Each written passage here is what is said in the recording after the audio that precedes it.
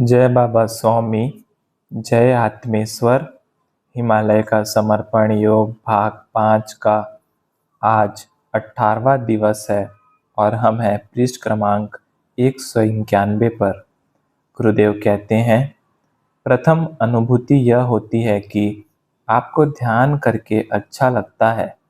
दूसरी अनुभूति है आप अपने आप को इस संसार से और इस शरीर की समस्याओं से मुक्त पाते हैं। आपको अच्छा लगता है, आपकी आत्मा प्रसन्न होती है क्योंकि उस आत्मा को अन्य आत्माओं की सामूहिकता मिल जाती है। और इस प्रकार नियमित ध्यान करने से आपका नियंत्रण आपकी आत्मा के हाथों में चला जाता है और फिर शरीर वही कार्य करता है जो आत्मा उसे करने को कहती है, यानी शरीर आत्मनियंत्रित हो जाता है।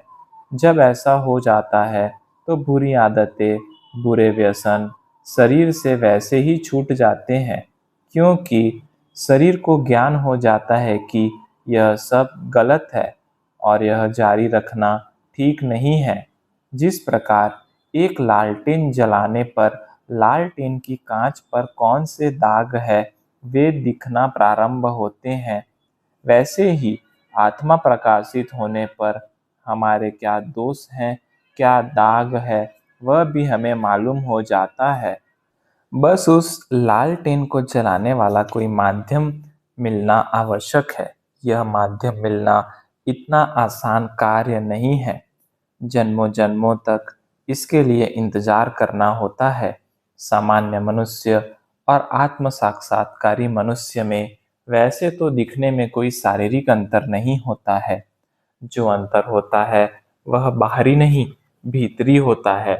एक अप्रकाशित लालटेन और एक प्रकाशित लालटेन में जो अंतर होता है, वही अंतर एक सामान्य मनुष्य और आत्म साक्षात्कारी मनुष्य में होता है। अप्रकाशित लालटेन निरुपयोगी होती है। ठीक इसी प्रकार से सामान्य मनुष्य भी दूसरे के लिए निरुपयोगी होता है। जिस प्रकार से लालटेन प्रकाशित होकर आसपास का अंधेरा दूर करती है, वास्तव में वह नहीं करती। प्रकाशित लालटेन से आसपास का अंधेरा स्वयं ही दूर हो जाता है। ठीक इसी प्रकार से आत्म साक्षात्कार प्राप्त मनुष्य को अपने दोष प्रथम दिखते हैं। अपने दोष जानना आध्यात्मिक प्रगति की पहली पादान होती है। वह प्रथम अपने दोष जानता है और बाद में उसके सानिध्य में अन्य लोगों को स्वयं ही अपने दोष दिखते हैं। प्रत्येक आत्मा का उद्देश्य आत्म साक्षात्कार पाना ही है। जिस प्रकार प्रत्येक लालटेन दूसरों को प्रकाश देने के लिए ही बनाई जाती है, उसी प्रकार आत्मा प्रत्येक जन्म में जब भी शरीर धारण करती है, उसका उद्देश्य सदैव आत्म साक्षात्कार को पाना ही होता है और आत्मा इस लक्ष्य की ओर सदैव प्रयासरत रहती ही है। लेकिन शरीर की स्थिति, शरीर पर हुए खराब संस्कार, खराब वातावरण, खराब संगत, कमजोर मानसिकता, कमजोर शारीरिक स्थिति, ये सब बाधाएं शरीर के द्वारा आत्मा के मार्ग में रुकावट खड़ी करती है।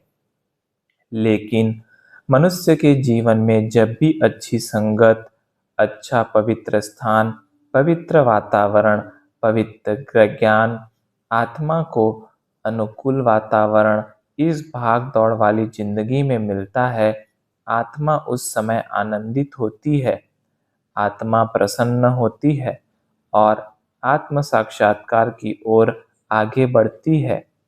प्रायः पत्नी और बच्चों के स्कूल जाने के बाद ही मेरा और मेरी लड़की का स्नान का नंबर लगता था। ऐसे ही एक दिन मैंने लड़की को प्रथम स्नान करवाया, उसकी चोटी बनाकर तैयार किया और उसे कहा, अब तू थोड़ी देर धूप में शांति से बैठ, मैं तब तक नहा कर आता हूँ। ऐसा कहकर मैं नहाने चला गया और नहा कर आया, थोड़ा ध्यान किया, दिया अगरबत्ती की और तुलसी में अगरबत्ती लगाने के लिए बाहर आया तो देखा कि मेरी लड़की मिट्टी के ढेर पर बैठकर अकेले ही अपने हाथों से अपने ही सिर पर मिट्टी उड़ा रही थी। और वहां जाकर देखा तो संपूर्ण मिट्टी में ही स्नान कर लिया था। वह देखकर मैं दंग रह गया। अभी 1 घंटे पहले ही मैंने उसके बाल धोए थे, उसको अच्छे से स्नान करवाया था, अच्छे कपड़े पहनाए थे, अच्छा तैयार किया था। सब धरा का धरा ही रह गया। वह मिट्टी से इतनी सनी हुई थी कि मैं उसे गोद में उठाकर लाया तो मेरे भी सारे कपड़े खराब हो गए थे। पता नहीं क्यों लड़की को मिट्टी से ही खेलना अधिक पसंद था। फिर से नहलाया, साफ किया, कपड़े बदले, फिर से तैयार किया। लेकिन इसमें इतना समय लग गया कि बोर्ड ऑफिस जो नदी के उस पार थी, जाना था। घर की रिपेयरिंग के लिए वह जाना ही रह गया। यह लड़की बड़ी भाग्यवान थी क्योंकि मैं उसे अधिक समय दे पा रहा था। सब बच्चों में सबसे अधिक मैं इसी के बचपन में संभालने को रहा हूँ, क्योंकि लड़कों के बचपन में दादी नानी ने भी काफी संभाला था। मैं जब ऑफिस जाता था तो ट्रेन रास्ते में एक स्टेशन पर रुकती थी, तो एक पिता अपनी पुत्री के साथ गार्डन में खेलता सदैव ही दिखता था। तब मैं सोचा करता था, यह पिता कितना भाग्यवान है कि रोज अपनी लड़की को इतना समय दे पाता है, और लड़की भी कितनी भाग्यवान है कि बचपन में उसके साथ खेलने के लिए उसे इसका पिता इतना समय दे पा रहा है। मैं ऑफिस जाने की जल्दी में होता था और यह प्रतिदिन दिखने वाला दृश्य मुझे खूब अच्छा लगता था। और रोज देख देख कर तो यही आदर्श जीवन है ऐसा लगने लग गया, और भीतर से भी इच्छा थी कि जीवन मेरा भी ऐसा ही होना चाहिए। उस पिता में मैं अपने आप को पाता था और उस लड़की को मैं अपनी ही लड़की समझता था। हालांकि उस वक्त मेरी शादी भी नहीं हुई थी। रोज उस स्टेशन पर गाड़ी रुकने का समय और स्टेशन के सामने वाले बगीचे में लड़की और उसके पिता का गार्डन में खेलने का समय प्रायः एक ही होता था। यह दृश्य मेरे जीवन में अमिट छाप छोड़ गया। ऐसा लगा सारी दौड़ भाग बेकार है। सच्चा अमीर और सुखी तो यह इंसान है। 2 रोटी मैं खाता हूँ और 2 रोटी यह भी खाता होगा। हमारी दोनों की समान आवश्यकता है, लेकिन यह कितना शांत और सुकून का जीवन जी रहा है, और मैं कितनी भाग दौड़ वाला और अशांति का जीवन जी रहा हूँ। वह मनुष्य ही मेरे लिए आदर्श जीवन का प्रतीक बन गया था, और तब वैसा ही जीवन मैं जी रहा था। वैसा ही समय मैं भी मेरी लड़की को दे रहा था।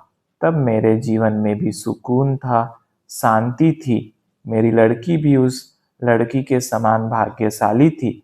उस व्यक्ति सा आदर्श जीवन मैं जी रहा था। प्रकृति का नियम है, आप वह जीवन ही जीते हैं जो जीवन जीने की आप इच्छा रखते हैं। आप तो जीवन जीने की इच्छा रखते हैं, तो प्रकृति में फैली विश्व चेतना वह जीवन का निर्माण करने में लग जाती है। हाँ, समय लगता है, काफी साल लगते हैं। इसीलिए कहते हैं सदैव अच्छा सकारात्मक ही सोचो, क्योंकि आपका जीवन बचपन में एक गीले कच्चे हंडे की तरह होता है, जिसकी मिट्टी गीली और नरम होती है। हम हमारे विचारों से, हमारे चित्त से उसे एक मार्ग दिखाते हैं, दिशा देते हैं, और बाद में जीवन धीरे धीरे वैसा ही निर्मित हो जाता है जैसा कि हम सोचते हैं। वैसे ही यह पिता और पुत्री का दृश्य प्रतिदिन देख देख कर मेरे मन में समा गया, और जो जीवन अपने पास नहीं हो वह दूसरे के पास होने पर अधिक प्रभाव अनुभव होता है। वैसा ही हुआ, और वही दृश्य चित्त में घर कर गया, और वही दृश्य आदर्श हो गया और मेरे चित्त ने उसे गढ़ना प्रारंभ किया और वही दृश्य वास्तव में जीवन में जी रहा था। हालांकि यह सब घटित होने में करीब 15 साल का अंतराल बीत गया था, यानी आदर्श जीवन को पाने में 15 साल लग गए थे। यह वैश्विक चेतना का नियम है। वह कार्यरत सदैव रहती है, बस उसकी दिशा और दशा निश्चित होनी चाहिए। निश्चित नहीं होती है, उसे हमारा चित्त दिशा प्रदान करता है और चित्त जो दिशा प्रदान करता है वह उस दिशा में बहना प्रारंभ कर देती है। उस दिन याद आई यह बात। पत्नी के आने पर मैंने उसे भी बताई।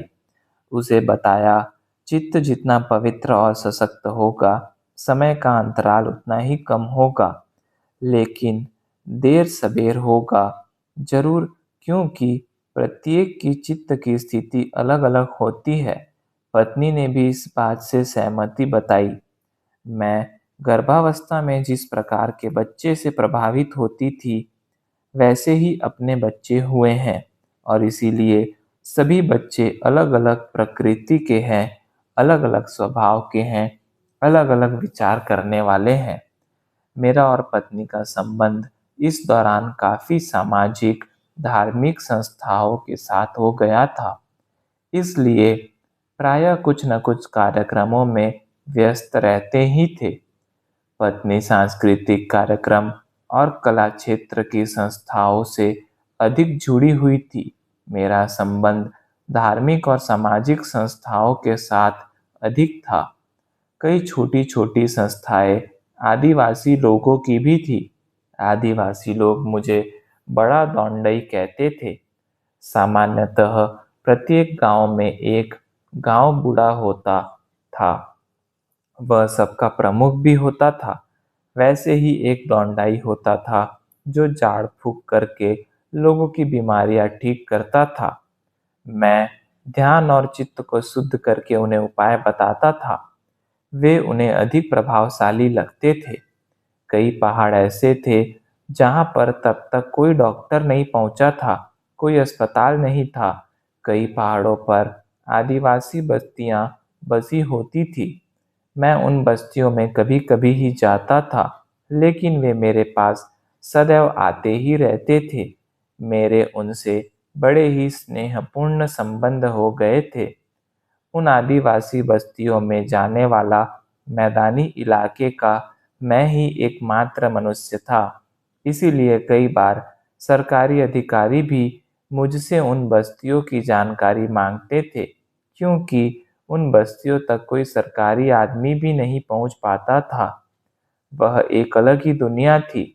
वहां जाने में शहर के लोगों को डर लगता था, जबकि डर जैसी कोई बात वहां नहीं थी। बड़े अच्छे लोग थे। वे आदिवासी अपनी संस्कृति को संभाले हुए थे और उसे बचाकर ही रखना चाहते थे। उनका विश्वास था कि वे अगर उनकी संस्कृति को नहीं संभालेंगे तो उनके दादा परदादा की आत्माएं नाराज हो जाएंगी। वह अपनी पुरखों की आत्माओं को खूब मानते थे और उनकी ही पूजा किया करते थे।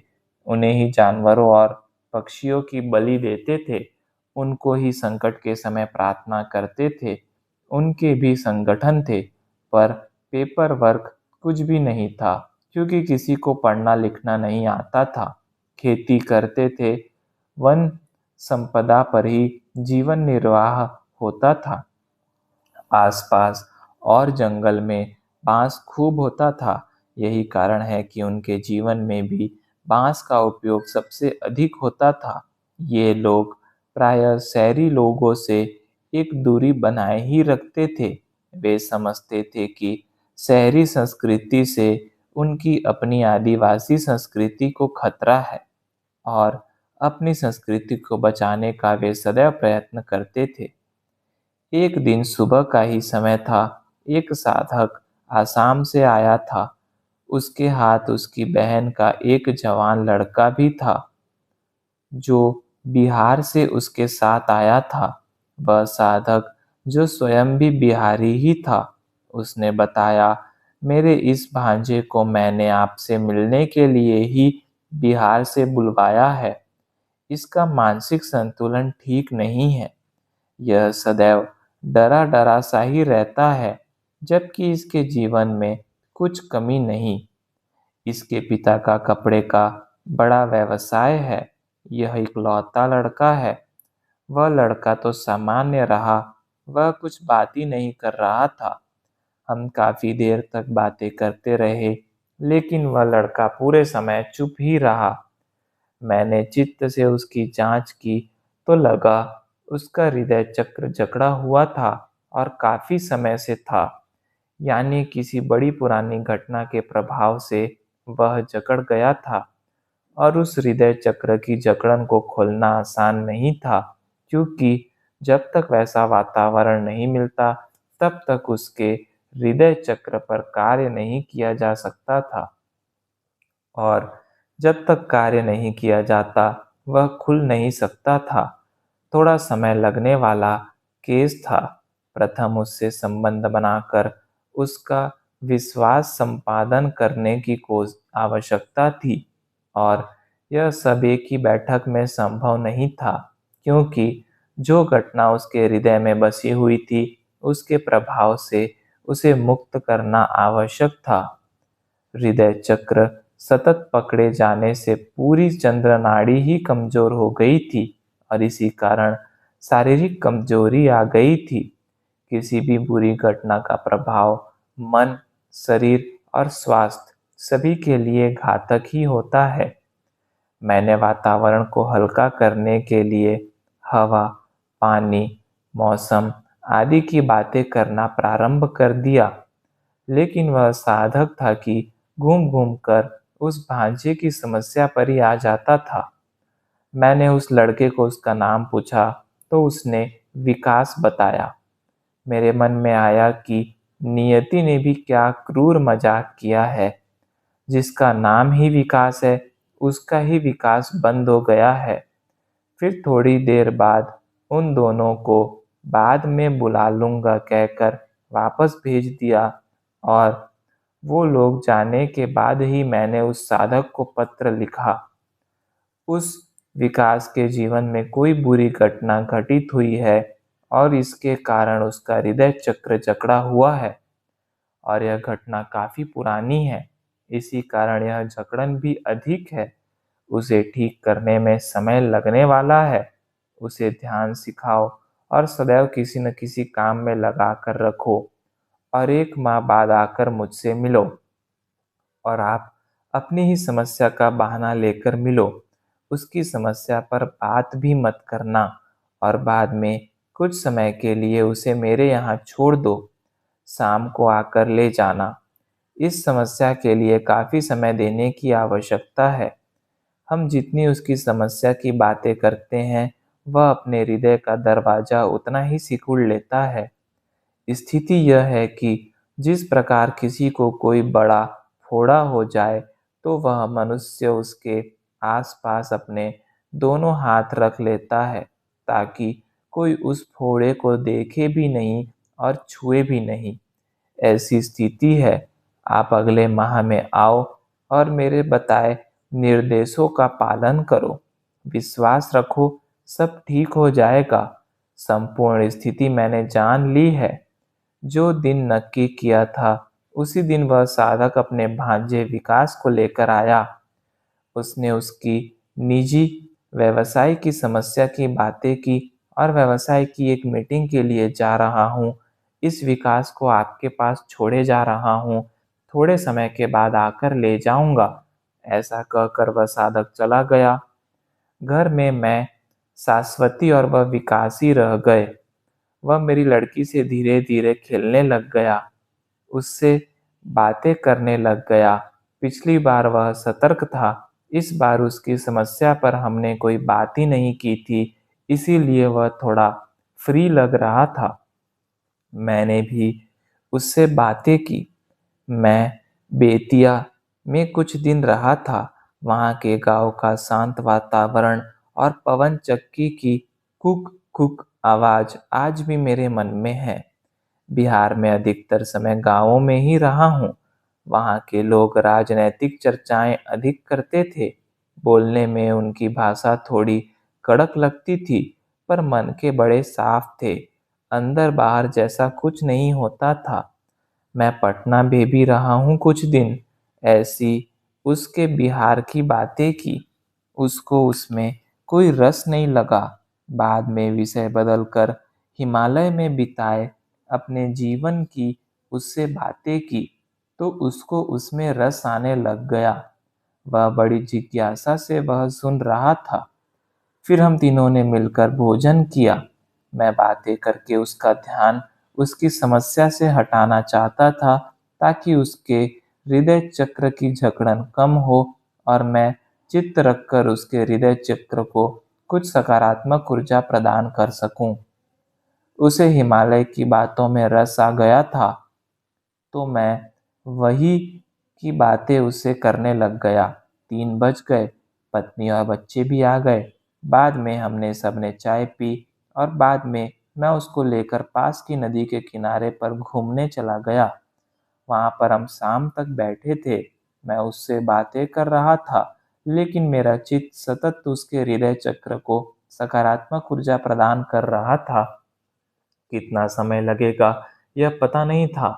हम घूमते घूमते एक बड़े वृक्ष के नीचे आकर बैठ गए। जैसे ही बैठे तो जिस प्रकार मनुष्य उल्टी करता है, वैसे अचानक ही उसके द्वारा निकल गया। मैं बचपन से ऐसा नहीं था। एक बार मैं कार लेकर पटना जा रहा था, तो एक गांव में मेरी कार के सामने एक लड़की आकर मर गई और बाद में गांव के लोगों ने मेरी खूब पिटाई की और इतना मारा कि मुझे कई दिन अस्पताल में रहना पड़ा। सामने से एक ट्रक ओवरटेक कर रहा था। वह इतनी स्पीड में था कि मुझे अपने आप को बचाने के लिए गाड़ी लेफ्ट में अचानक लेनी पड़ी और स्कूल जा रही वह लड़की मेरी कार के नीचे आ गई।